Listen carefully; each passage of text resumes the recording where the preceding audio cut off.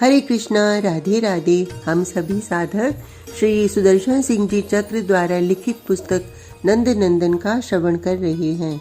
आज का प्रसंग है विशाखा। परिचय। मेरी सखी स्वामिनी सुनना ही इसे स्वीकार नहीं, इसलिए सखी कहती हूँ। हम बालिकाओं में वैसे भी बड़े छोटे का भेद बना नहीं रहता, और रखने का कोई मन भी करे तो मैया कीर्ति की कन्या कहती है कि वही सबसे छोटी है। किस बात में छोटी है ये कोई पूछ देखे। इसे समझ में ही नहीं आता कि इसकी सौंदर्य की, शील की, सुरुचि की, सद्गुण की, विद्या की, विनय की, कला की, प्रतिभा की इस अल्प व्यय में ही सृष्टि में कोई समता नहीं। यह तो मानती है कि इसकी सब सखियां इससे अधिक सुंदर हैं। कुरूप केवल यही है। सब बुद्धिमान हैं, चतुर हैं और प्रत्येक कला में कुशल हैं। यह कहेगी मुझे कुछ भी तो नहीं आता। स्वामिनी, एक बार सौष्ठवा ने कहा था। यह उसी समय नेत्रों से बिंदु टपकाने लगी। सखी, मैंने ऐसा क्या अपराध किया है कि तू मुझे अपने से इतना दूर कर रही है? सच बता, राधा तेरी सेविका बनकर रहे तो तू संतुष्ट होगी? सौष्ठवा ने इसके पद पकड़ने की भूल कर ली। परिणामतः यह उसके पैर पकड़कर रोने लगी, और इसके कर्ण स्पर्शी खंजन मंजू दृगों में अश्रु देखना क्या किसी के बस का है? स्वामिनी, जन्म जन्म की स्वामिनी मेरी, मैं सदा सदा की इसके श्री चरणों की दासी। यह बात हृदय अहर्निश रटता है तो रटे, किंतु मुख पर यह बात आनी नहीं चाहिए। मुख से तो इसे सखी ही कहना है, और कोई सम्मान प्रदर्शित करो तो रूठी धरी है। सेवा भले ले लो, उसके लिए तो सदा समुत्सुक ही रहती है, किंतु इसके सुकुमार कर तो अंग राग लगाते भी अत्यंत अरुण हो उठते हैं। छोटे भैया सुबल को अपने सखा की प्रशंसा इतनी प्रिय है कि वह यह भी नहीं देखता कि उसकी यह अनुजा कितनी कोमल हृदया है। इसके सम्मुख वह मेरा सखा ऐसा, मेरा सखा वैसा कहता ही रहता है। कुशल यही है कि प्रभात होती ही चला जाता है वन में वत्स चारण के लिए, और मध्याह्न भोजन नंदग्राम में अपने सखा के साथ करके सायंकाल अंधकार होने पर लौटता है। वह भी तब लौटता है जब कोई लेने के लिए मैया भेजती है। बड़ा भैया श्री दाम भी कम स्तवन नहीं करता अपने शाम का, किंतु सुबल से इसे संकोच नहीं होता। यह उसके आते ही हम सबको भूलकर भाई से जा चिपटती है। सच बात यह है कि हम में से कोई भी ऐसी नहीं जो मध्याह्न के पश्चात से सुबल के लौटने की प्रतीक्षा न करने लगती हूँ। उसके मुख से उसके सखा के रूप, गुण, विक्रम का वर्णन सुनने को सभी के श्रवण समुत्सुक रहते हैं।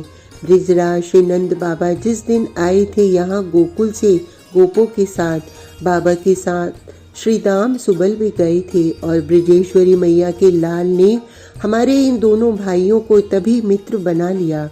सुबल तो ऐसा मोहित हुआ कि बहन को वहां ले जाकर ही माना। उसकी चले तो वह आज विवाह कर आवे अपनी बहन का अपने सखा से। मेरी सखी भाई के साथ चली तो गई, किंतु लौटी तो लगा कि कुछ दूसरी ही हो गई। वृषभानु बाबा की नंदिनी ऐसी अनमनी तो कभी नहीं रही थी। इसी को सुप्रसन्न करने के लिए हम सब इसके साथ छोटी कलशियां लेकर जल भरने नंदग्राम के पनघट पर जाने लगी। वहां नंदग्राम के सब बालक बहुत नटखट हैं। हमारे दोनों भाई भी उनसे मिलकर वैसे ही हो गए। अन्यथा ये तो हम बहनों को बहुत मानते थे, लेकिन सब बालकों में वे नवघन सुंदर। वे कुछ करें, कितना भी चिढ़ावें, कलशियां लुढ़का दें अथवा फोड़ डालें, उनका वह हास्य, वह ललित रूप, वह तो हृदय में ही बस गया है। मेरी भोली सखी उनको देखे बिना नहीं रह पाती, तो इसका क्या दोष? हम सब जीवन भर उसी पनघट पर प्रतिदिन इसी प्रकार जाती रहती, किंतु पता नहीं ब्रिजराज बाबा को क्या सूझा कि अपने लाल को वत्सचारण के लिए वन में भेजने लगे। वहाँ नंदीश्वरपुर में गोपों का अभाव है क्या? मैं यहाँ अपने बाबा से कहकर बहुत से सेवक भिजवा देती। एक ही तो उनके कुमार हैं, और इस अल्प व्यय में उन्हें वन में बछड़े चराने भेजने लगे। वे जाने लगे तो हमारे यहाँ के भी हमारे कोई भाई घर में कैसे टिकते। मेरी सबसे बड़ी समस्या यह है कि मेरी सखी का कमल मुख म्लान रहने लगा, वह पाटल कलिका मुरझाने लगी। मैया बाबा सब चिंतित हो गए थे। मैंने भगवती पूर्णमासी के पास जाकर पूछा। भगवती हम सब बालिकाओं को अपनी पुत्री के समान स्नेह भाजना मानती हैं। मुझे अंक में बैठा लिया उन्होंने। बड़े प्यार से कहा, विशाखे अपनी सखी से ही तू पूछ। ध्यान करके उसके चित्त का स्पर्श करने में कोई योगिंद्र मुनिंद्र मानस भी समर्थ नहीं है।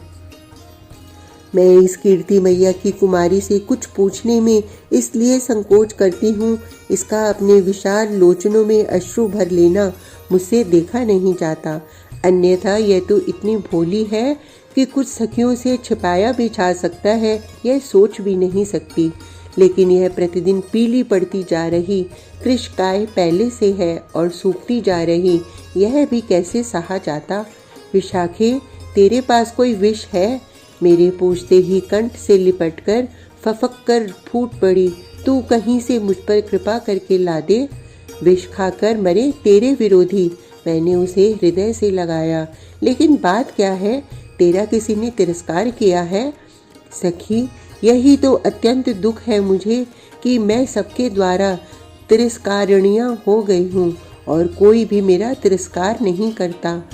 क्रंदन करते मेरी सरला सखी ने कहा, देह त्याग के अतिरिक्त दूसरा मार्ग नहीं है मेरे लिए। मैं प्रतिक्षण असह्य दावाग्नि में दग्ध हो रही हूँ। तू मुझ पर दया नहीं करेगी? तू कुछ कह तो सही। मैं अपना हृदय निकाल कर देना होता तो उसी क्षण दे देती। अपनी इस सखी का रुदन देखने से मृत्यु सहस्त्र गुनी सुखद लगेगी मुझे। अच्छा तू सुन, बहुत लज्जा आती है, किंतु तुझसे न कहूँ ऐसी तो कोई बात नहीं है। कम से कम तू तो साक्षी रहे कि तेरी राधा कितनी विवशा बन चुकी थी। कीर्ति कुमारी ने कहना प्रारंभ किया। उस दिन भैया सुबल मुझे नंदीश्वरपुर ले गया। मैं संकोचवश भवन के द्वार से सटी खड़ी रह गई। सुबल के कहने पर उसके वे नील सुंदर सखा दौड़ते आए और आकर मेरा हाथ पकड़ लिया। वह कर स्पर्श जैसे मेरे रोम रोम में उसी क्षण से बसा है। लगता है कि मेरा कर अब भी उनके ही करों में है। बस मैं हंस पड़ी। इसलिए तो इतने व्याकुल है।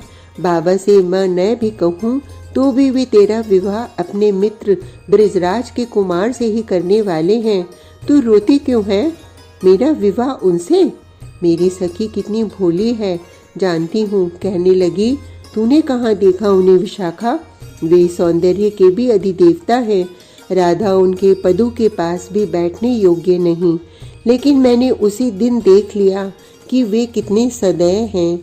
मेरा इतना अधिक सम्मान किया उन्होंने। मुझे इतने स्नेह से साथ लिए रहे। उनकी सद्गुण शील को देखकर मुझे आशा हो गई थी कि वे अपनी ओर देखकर अपनी कृपा के कारण ही मुझ अनअधिकारिणी को अस्वीकार नहीं करेंगे। उन्होंने अस्वीकार कर दिया। मैं चौंकी। मेरी इस सौंदर्य की देवी जैसी सखी को भी कोई अस्वीकार कर सकता है? उनसे भी तुझे ऐसी आशा है? सखी रो रही थी। नहीं विशाखे, मैं जानती हूँ उनका हृदय नवनीत से अधिक सुकुमार है। उनसे किसी के प्रति भी निष्ठुरता संभव नहीं। मेरा तो उन्होंने स्वयं कर पकड़ा था। मुझे सानुरोध बार बार बुलाया था। मैं ही भाग्यहीना हूँ, उनके योग्य मैं नहीं रही। तुझे क्या हो गया? मैंने कठिनाई से मूर्छिता सखी को सचेत किया।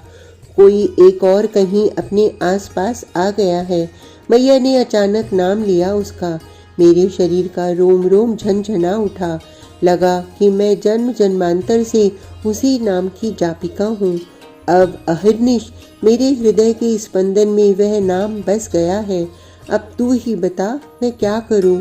बहुत संकोच पूर्वक लज्जा से लाल मुख सखी ने धीरे से कहा, यह कृष्ण कौन है? तू कृष्ण से विवाह करेगी? मैं खुलकर हंस पड़ने से अपने को किसी प्रकार ही रोक सकी। तू विवाह की बात करती है? मुझे तो मरने के अतिरिक्त कोई परित्राण का पथ नहीं दिखता। ये दो ही होते तो भी कुछ बात थी, किंतु कोई तीसरा भी है क्या? मैंने तनिक सशंक पूछा। इस अत्यंत सीधी सखी के मन में क्या आ गया? यह वंशी ध्वनि तू नहीं सुनती? सखी की बात सुनकर मेरा मन आश्वस्त हो गया। अब उसकी हिचकियां मेरे लिए विनोददायिनी बन गई थीं। वह ध्वनि आती है श्रवणों में और जी चाहता है कि दौड़ी जाऊं और उसके वादक के पदों पर मस्तक रख दूं। उस समय मैं उसकी, केवल उसकी रह जाती हूँ। अब यह 3 पुरुषों के प्रति मेरी आसक्ति, तू मुझे धिक्कारती क्यों नहीं? तू ऐसे क्यों देख रही है मेरी ओर? तू तो हंस रही है। मैं 3 को 2 तो अभी कर देती हूँ, मैंने हंसकर कहा। ललिता सायंकाल वन से वत्सचारण करके लौटते उस वंशी वादक कृष्ण का आज ही तुझे दर्शन करा देगी। वही वंशी बजाते हैं। सखी तनिक प्रसन्न हुई, किंतु तत्काल म्लान पड़ गई। अपना दक्षिण कर पकड़कर चिंता मग्न हो गई। भैया सुबल के ये सखा, वे भी वन से वत्सचारण करके सायंकाल लौटते हैं। मैं हास्य नहीं रोक सकती थी, उठकर भाग आई वहां से। मेरी सखी कुछ समझ नहीं सकी। सायंकाल ललिता ने झरोखे में बैठाकर वत्सचारण से लौटते वंशी अधर से लगाए गोधूली धूसर सुबल के सखा कृष्ण को दिखलाया तो मेरी सखी दृष्टि पड़ते ही मूर्छित हो गई है। अब उसे मैं शीघ्र सचेत कर लूंगी। मेरी चिंता मिट गई है। आज का प्रसंग इतना ही। कल तक के लिए हरे कृष्णा, राधे राधे।